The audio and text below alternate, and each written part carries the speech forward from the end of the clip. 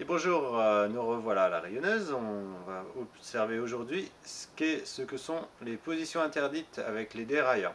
Donc c'est-à-dire en fait les croisements de chaînes. Tout ça pour voir en fait qu'on n'a pas autant de vitesse que ce que les constructeurs nous disent. Yes, alors un petit hommage à Santana avec jeu interdit. Les positions interdites. Alors qu'est-ce que c'est? Les positions interdites, c'est les vitesses qu'on n'a pas le droit de faire en fait. Ça paraît un peu fou, mais il y a des vitesses qu'on va éviter. Et pour sauvegarder la mécanique, et parce qu'en plus ça sert à rien au niveau performance, rendu, l'effort, développement sur le vélo. Donc les positions interdites en fait c'est pour éviter que la chaîne se torde, et du coup on dit se croiser. Donc ça veut dire quoi concrètement? Si je me mets par exemple sur le petit plateau, hop, là. Souvent on met le petit plateau parce qu'on veut un peu plus de démultiplication là, pour pouvoir grimper. Et donc c'est un peu comme la première vitesse sur la bagnole, quoi. C'est celle où on a le plus de force et où on va le moins vite. Et elle, généralement, on va aller chercher le haut des pignons, ici.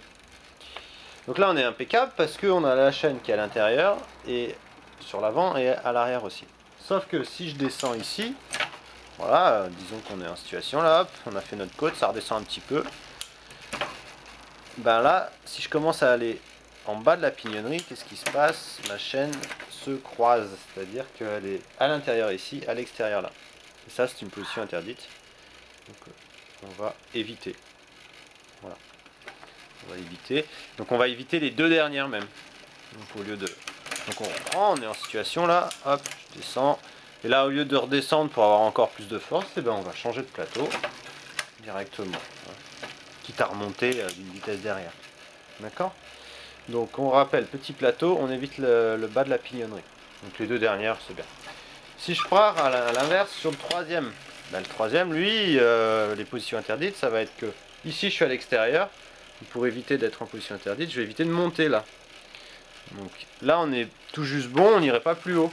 Si je vais plus haut, le risque, c'est que là ça va parce qu'on a un dérailleur assez souple et qui encaisse bien, mais des fois ça vient tellement tendre quand on a vraiment pas mal de pignons derrière, et ben on risque d'arracher même le dérailleur parce qu'il est trop tendu. Et du coup, ce qui se passe, c'est qu'on croise de trop et là vers l'intérieur. Donc pareil, au lieu de monter comme ça, on va plutôt chercher à descendre d'un plateau quand on veut aller se mettre en plateau 2. Donc au plateau 3, on évite les deux premières à l'arrière. Et puis enfin le plateau du milieu pour les trois plateaux. Qu'est-ce qu'on va éviter? Ben, les deux extrémités, on va éviter d'être tout là-haut, là, voilà, ça c'est interdit. Hop là. Et on va éviter d'être tout en bas. Voilà, pareil, là c'est pas bon. Donc on va remonter d'une, là c'est bon. Voilà, donc les positions interdites, du coup, il y en a 4, 5, 6 sur un 3 x 6 ici. Donc il reste moins de vitesse que prévu. Et du coup, voilà, c'est à titre indicatif, mais c'est pour que vous compreniez qu'on évite les croisées de chaîne. Si vous le faites une fois, bon, de temps en temps ça va, c'est pas grave, mais c'est bien de faire attention, ça permet de préserver tout le système de transmission. Voilà.